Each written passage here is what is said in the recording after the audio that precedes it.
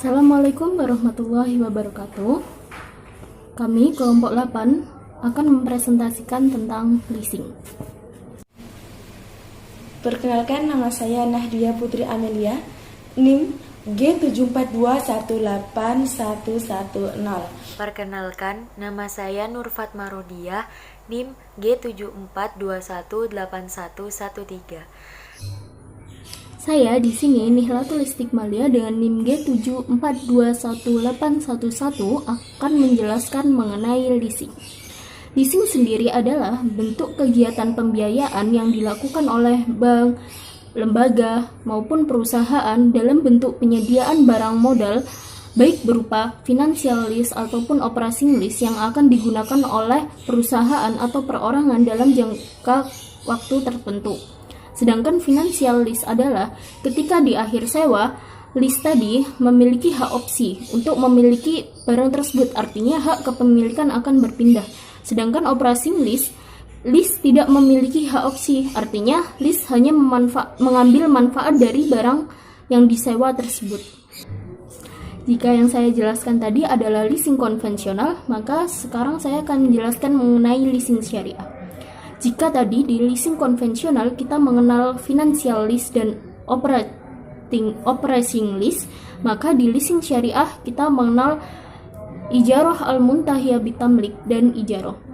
Leasing syariah sendiri adalah bentuk kegiatan pembiayaan dalam bentuk penyediaan barang modal baik berupa hak opsi, yaitu menggunakan akad ijarah al-muntahiyah bitamlik atau yang kita kenal IMBT, maupun tanpa hak opsi, yaitu ijarah yang akan digunakan oleh penyewa lease atau lease dalam jangka waktu tertentu dan dilakukan pembayaran angsuran sesuai dengan prinsip syariah.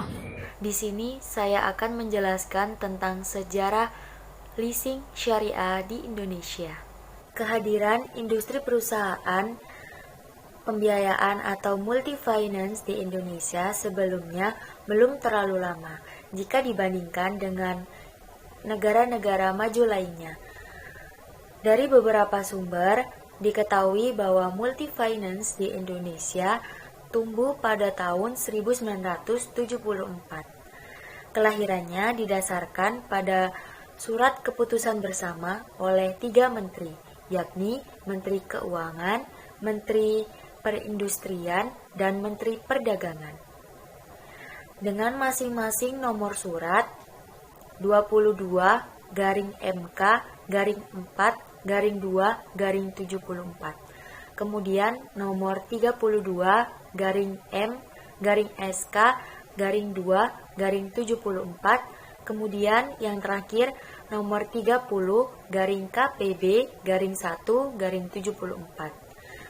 Pada tanggal 7 Februari 1974 tentang perizinan usaha leasing.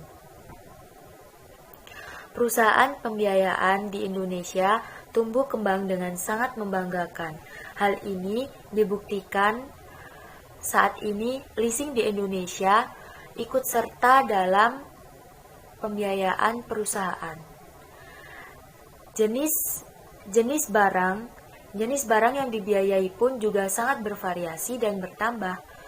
Dari yang sebelumnya hanya terfokus pada pembiayaan transportasi, kini merambah pada keperluan kantor, manufaktur, konstruksi, dan pertanian. Jika bisa dicermati, ada beberapa hal yang menarik dari perkembangan perusahaan leasing. Seperti contohnya, di era 89, industri leasing saat itu cenderung berupaya untuk memperbesar aset. Mengapa demikian? Karena adanya tantangan perekonomian yang mendorong perusahaan agar terlihat lebih besar, sehat, dan kuat. Dengan aset dan skala usaha yang besar, terfikir adanya anggapan bahwa perusahaan lebih andal daripada yang lainnya. Maka banyak perusahaan yang melakukan penggabungan menjadi satu grup. Jadi setiap perusahaan leasing ini mempunyai pemikiran bahwa jika mereka bersatu atau bekerja sama, mereka akan mendapatkan hasil yang maksimal. Nah, dari penggabungan ini, ternyata mereka mendapatkan hasil yang positif. Selain modal dan aset yang menggelembung, kredibilitas dan penguasaan pasar pun juga ikut terdongkrak. Namun, keadaan yang seperti itu kian lama mulai berangsur-angsur menurun. Karena di tahun selanjutnya, industri leasing mulai kembali pada prinsip dasar ekonomi. Mereka lebih mengutamakan keuntungan yang sebesar-besarnya. Sebenarnya isu ini dipicu adanya persaingan yang sangat ketat antara sesama perusahaan leasing. Akibatnya, kehati-hatian pun agak sedikit terabaikan. Dalam prakteknya, persyaratan untuk memperoleh sewa guna usaha menjadi semakin dipermudah atau dilonggarkan. Dari sisi permodalan pun, TMP misalnya, membuat aliran dana tersebut menjadi syarat. Kalaupun ada, itu pun pasti harganya sangat tinggi. Itulah alasan kenapa perusahaan melakukan penggabungan menjadi satu grup. Karena dengan penggabungan, mereka bisa memperoleh kredit yang lebih mudah dari baik dalam negeri maupun luar negeri. Selanjutnya saya akan membahas tentang prinsip operasional leasing. Dalam subbab ini dibagi menjadi 3 bagian. Yang pertama, dasar hukum, yang kedua, landasan hukum, dan yang ketiga, prinsip operasional leasing. Saya akan membahas yang pertama, yaitu dasar hukum. Leasing syariah didasarkan pada 2 dasar hukum. Yang pertama yaitu Al-Quran dan yang kedua hadis. Yang pertama, leasing syariah didasarkan pada Al-Quran surah Al-Baqarah ayat 233. Dari ayat tersebut terdapat ungkapan yaitu kamu memberikan pembayaran yang patut. Dari ungkapan tersebut telah dijelaskan jika kamu menggunakan jasa orang lain, maka disebut juga dengan sewa-menyewa. Maka dari itu, wajib hukumnya untuk memberikan upah kepada orang tersebut sebagai ganti jasa sewa. Dalam hal ini, jasa penyewaan itu bisa dinamakan dengan leasing. Lalu, leasing syariah juga didasarkan pada surah Al-Qasas ayat 26. Kemudian yang kedua yaitu hadis. Leasing syariah didasarkan pada hadis yang berbunyi dari Ibnu Umar radhiyallahu anhu bersabda, Rasulullah shallallahu alaihi wasallam, berikanlah upah sewa buruh sebelum kering keringatnya. Hadis riwayat Ibnu Majah. Dari hadis tersebut telah diberikan himbauan dalam kegiatan sewa-menyewa yang melibatkan orang lain untuk melakukan suatu pekerjaan, bahwa dalam pemberian upah sewa harus dilaksanakan dengan segera, atau dengan kata lain, tidak boleh menunda-nunda pembayarannya. Kemudian hadis selanjutnya yaitu dari Aisyah radhiyallahu an, beliau mengabarkan Rasulullah shallallahu alaihi wasallam dan Abu Bakar menyewa seorang petunjuk jalan yang ahli dari Bani Ad-Dail dan orang tersebut memeluk agama kafir Quraisy. Kemudian beliau membayarnya dengan kendaraannya kepada orang tersebut dan menjanjikannya di Gua Sur selama 3 malam dengan kendaraan keduanya. Hadis riwayat Bukhari. Dari hadis tersebut, kita telah diberikan gambaran bahwa kegiatan ijaroh atau sewa-menyewa sudah dilaksanakan sejak zaman Nabi Muhammad SAW, yaitu beliau menyewa seseorang yang akan dipakai jasanya untuk menunjukkan jalan ke tempat yang dituju. Kemudian, beliau memberikan kendaraannya sebagai bentuk pembayaran atas jasa yang telah diberikan. Dalam hal ini, Rasulullah Shallallahu Alaihi Wasallam tidak mementingkan latar belakang agama terhadap orang yang akan dipakai jasanya. Bagian yang kedua yaitu landasan hukum. Landasan hukum dibagi menjadi 3 bagian. Yang pertama yaitu Fatwa DSN MUI nomor 09/DSN MUI /4/2000 tentang pembiayaan ijarah. Landasan yang kedua yaitu Fatwa DSN MUI nomor 27/DSN MUI /3/2002 tentang Al-Ijarah Al-Muntahiyah Bitamlik. Kemudian landasan yang terakhir yaitu Bapepam LK pada tanggal 10 Desember 2007 menerbitkan tentang leasing syariah, yaitu Peraturan Ketua Bapepam LK nomor per 03/BL/2007 tentang kegiatan perusahaan pembiayaan berdasarkan prinsip-prinsip syariah, dan Peraturan Ketua Bapepam LK nomor per 04/BL/2007 tentang akad-akad yang akan digunakan untuk kegiatan perusahaan berdasarkan prinsip-prinsip syariah. Bagian yang selanjutnya yaitu prinsip operasional leasing syariah. Usaha leasing syariah dilakukan berdasarkan akad ijarah dan akad al-ijarah al-muntahiyah bitamlik. Hal ini telah ditetapkan pada landasan hukum nomor 1 dan 2.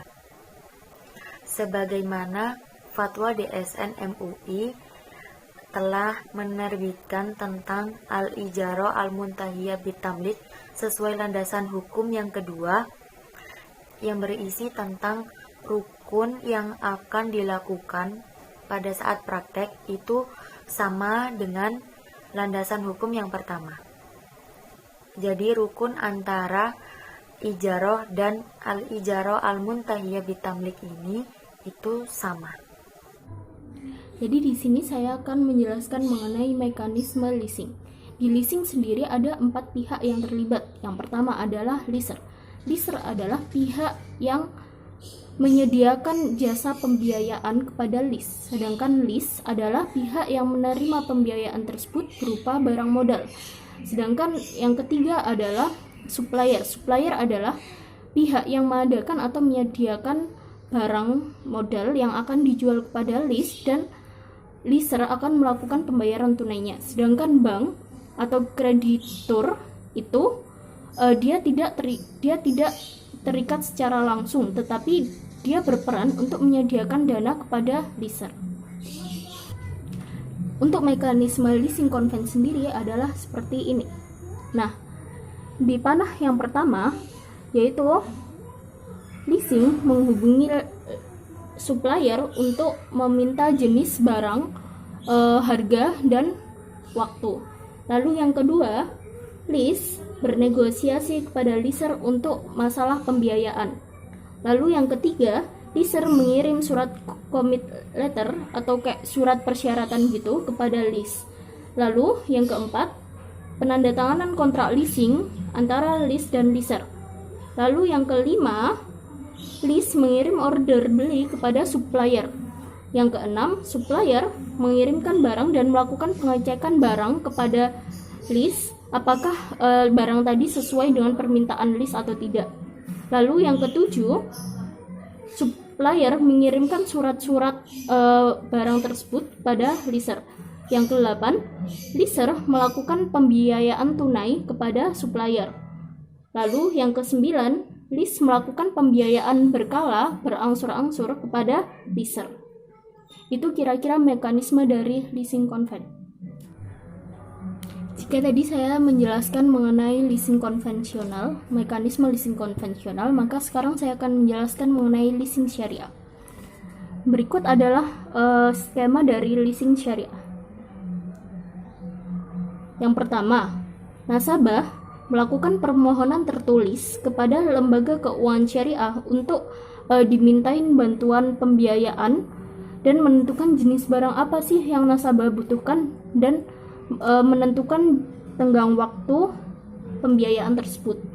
Lalu yang kedua, lembaga syariah membeli objek sewa kepada supplier sesuai dengan yang nasabah inginkan. Lalu objek sewa tadi berpindah kepemilikan yang awalnya milik supplier menjadi milik lembaga keuangan syariah. Lalu, lembaga keuangan syariah menyewakan objek sewa tadi kepada nasabah. Lalu, nasabah dengan lembaga keuangan syariah melakukan akad IMBT, Ijarah Al-Muntahiyah Bitamlik. Setelah itu, nasabah melakukan pembayaran secara berangsur-angsur. Nah, untuk di akhir akad ijarah ini, nasabah bisa kepemilikan bisa berpindah kepada nasabah jika akad ijarah itu sudah terlaksana. Maka di akhir periode barang tersebut menjadi milik nasabah. Di sini saya akan menjelaskan perbedaan antara ijarah dan leasing. Sebelumnya, Adi Warman Karim telah memberikan pandangan tentang persamaan dan perbedaan antara ijarah dan leasing. Karena pada dasarnya akad ijarah merupakan akad yang menerapkan pemanfaatan hak guna tanpa pemindahan kepemilikan. Banyak orang yang menyamakan antara ijarah dan leasing. Sebenarnya, menyamakan ijarah dan leasing tidak sepenuhnya benar dan juga tidak sepenuhnya salah. Meskipun ada beberapa kesamaan, ada pula beberapa karakteristik perbedaan ijarah dan leasing. Yang pertama, dilihat dari objeknya. Jika dilihat dari sisi objek yang disewakan, leasing hanya berlaku untuk sewa guna barang saja, sedangkan pada ijarah, objek yang disewakan dapat berupa barang dan jasa atau tenaga kerja. Yang kedua yaitu metode pembayaran.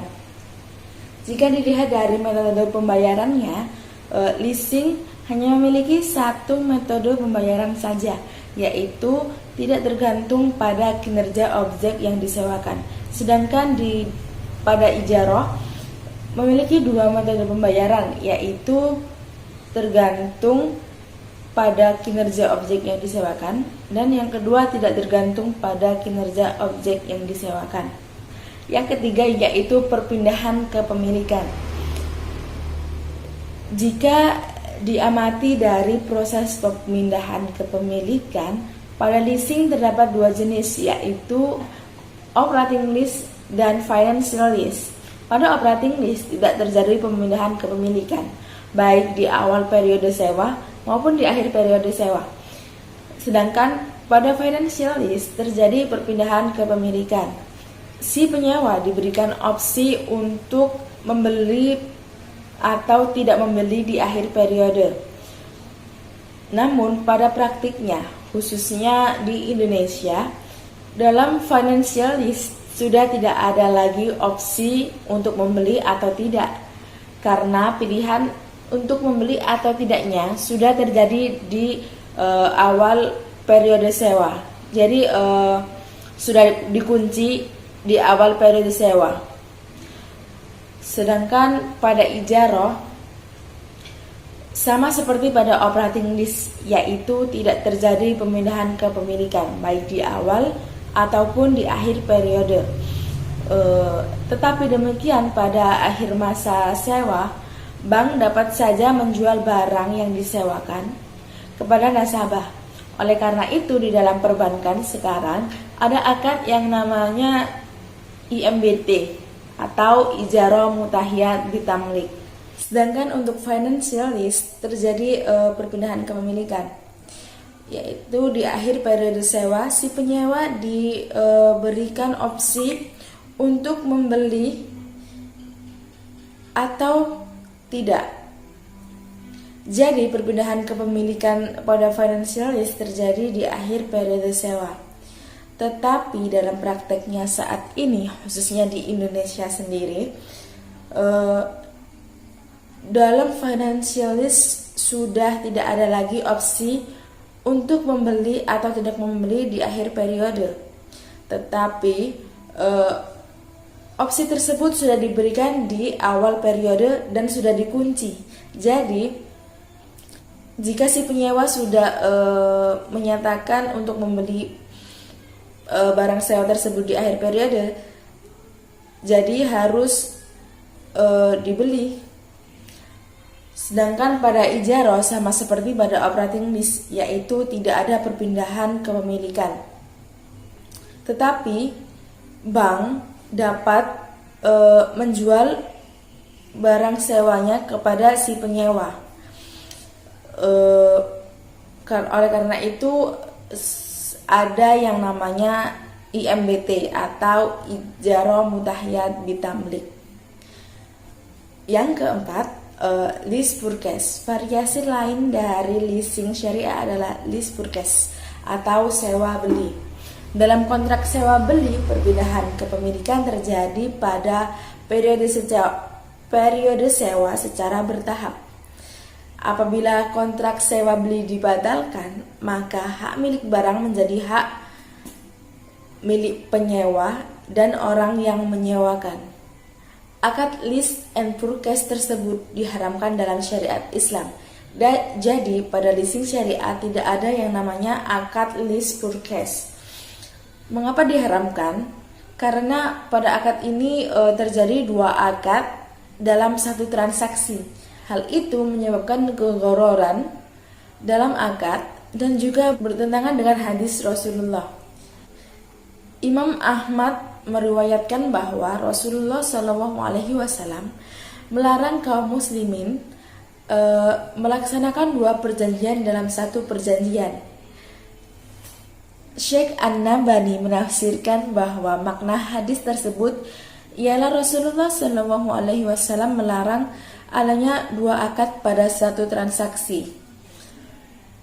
Selain perbedaan di atas, ada satu persamaan yang dimiliki oleh ijarah atau leasing syariah dengan leasing konvensional, yaitu sama-sama melakukan sell and lease back.